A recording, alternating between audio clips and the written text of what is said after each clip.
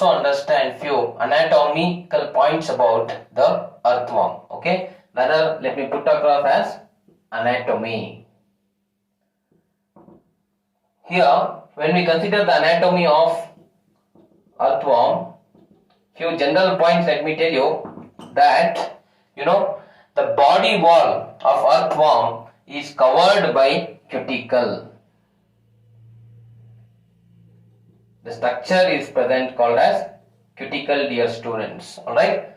So this is the first outermost covering which we can find in the earthworm in their body wall. Alright. Just below the cuticle we have the epidermis. Alright. Firstly we can find cuticle which is covering the epidermis. Then dear students, there are two muscle layers. Alright.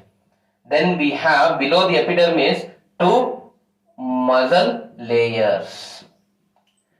These muscle layers are circular muscle layer. Alright. Again they have, alright. Anyway, the divisions. Okay. One muscle layer is circular and another is longitudinal. Remember. Okay. So move in order, it becomes easy to understand, dear students. Then fourthly, we call innermost coelomic epithelium. Alright. See, the epidermis is covered by a hard covering called as the cuticle. That's one thing. And let me tell you that this cuticle is secreted by the epidermis itself. Alright. This epidermis itself forms the outer layer called cuticle, which is very important when it burrows. It avoids so many, the damage to the tissues, and also it is highly protective in function. One thing, okay. Below the epidermis we find two muscle layers, that is the circular and the longitudinal, and next we have innermost layer called as coelomic epithelium, dear students. Okay. So these are the four important layers which you need to consider. Now epidermis is made up of single layer of columnar epithelium cells. Single layer it is made up of, okay, of columnar epithelial cells. Okay. Furthermore, let us also understand that there is a dark brown color which we can find in the earthworm, or reddish brown color rather, right? So why this color is due to? Why this color is due to? Because of the secretion of, or the presence of, an important pigment called porphyrin. The pigment called porphyrin gives, alright, reddish brown color or dark brown color to the earthworm. Alright, remember the pigment. Which is the pigment here? Porphyrin, dear students. And further, let me tell you that the secretory gland cells are present in the columnar epithelial cells of epidermis. Secretory gland cells. Alright. See, I have already told you the skin is moist and slimy. The earthworm skin is moist and slimy. Alright. And there should be presence of gland secretions. Alright. See, the epidermis has columnar epithelial cells. In that, secretory gland cells can be present, dear students. Okay. So further, let us also understand few important aspects pertaining to the, where this porphyrin pigment is secreted. Okay. This is secreted in the circular muscle layer. See, two layers we have below the epidermis. Okay, the muscle layer, circular and longitudinal. In the circular muscle layer, we can find the secretion of a pigment called porphyrin. Okay, which is necessary for us to understand, dear students. Furthermore, let me also tell you, other than this, see, there is coelomic epithelium here. Okay, This coelomic epithelium also performs so many functions. The main function of this is to exude or to produce, alright, the coelomic fluid. It produces the coelomic fluid, dear students. Let me say for an instance, if we consider the live earthworm, if it is pierced without damaging the, what we can say, the gut, alright, with a needle, definitely the fluid which comes out is called as the coelomic fluid. This coelomic fluid, as I said you, is secreted from the innermost coelomic epithelium. See, firstly epidermis is present, so it is covered by a hard structure called cuticle.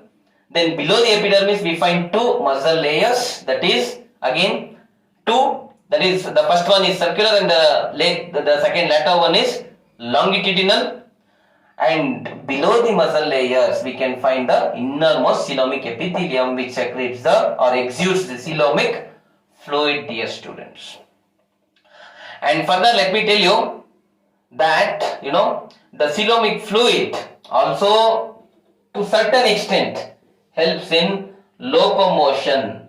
See, with respect to locomotion, I have already said in the beginning that locomotion is principally brought about by the structures called setae, right, which are well distributed. As I said, the first segment, last segment, 14th, 15th, 16th segment having clitorum. If you leave these segments, in almost all the body segments, we can find the what we can say the setae, right, the bezel-like structure here or bezel-like structures which help in locomotion. Major, that is principally. But other than that, coelomic fluid to certain extent also helps in locomotion.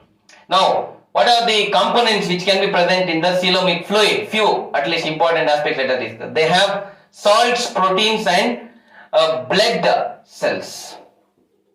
They possess few salts, proteins and blood corpuscles, or we can also say as cells. Okay, there is no, alright, in the coelomic fluid we don't find hemoglobin,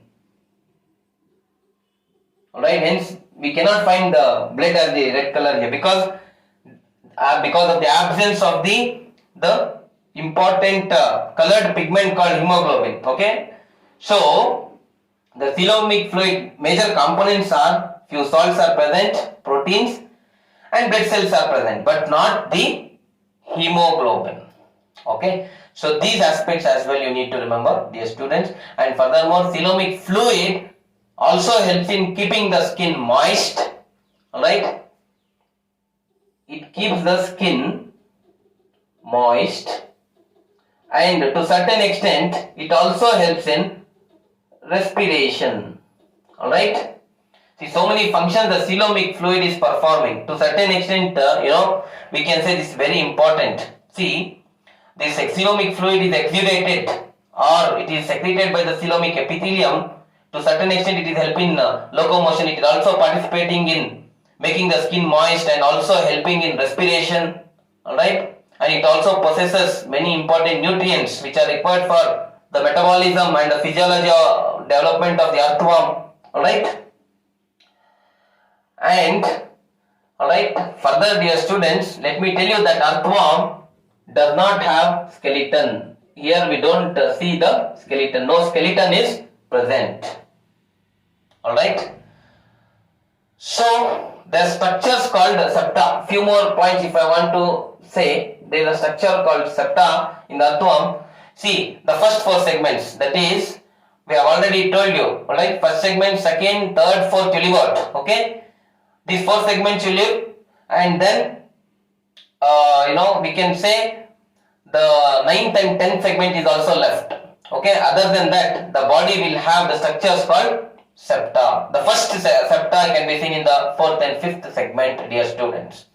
So these are few anatomical aspects we need to consider about the Pheretima postuma or Lumbricus terrestris. which are the commonly found earthworms in our livelihood. Okay, in our surroundings, in our environment where we live, in the moist soil, the surface of the soil, we can find these earthworms. Let me repeat. The body wall is covered by cuticle, which is secreted by the epidermis. Below the epidermis, two muscle layers are there, circular and longitudinal muscle cells. And here circular muscle layers are important layers rather. So they are important for the secretion of a pigment called porphyrin. This porphyrin pigment gives reddish brown color to the earthworm. And furthermore, dear students, okay, we have, the innermost coelomic epithelium inside these muscle layers. So they secrete a fluid called coelomic fluid. Alright.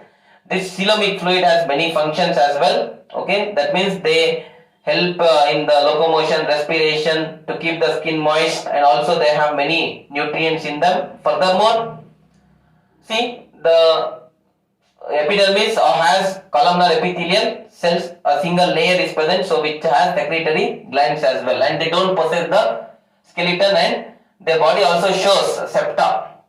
So these are few anatomical aspects, dear students, about the earthworm. So please do follow our classes from the beginning. We started with the general introduction, right? How tissues organize to form organs, organs organize to form the organ systems.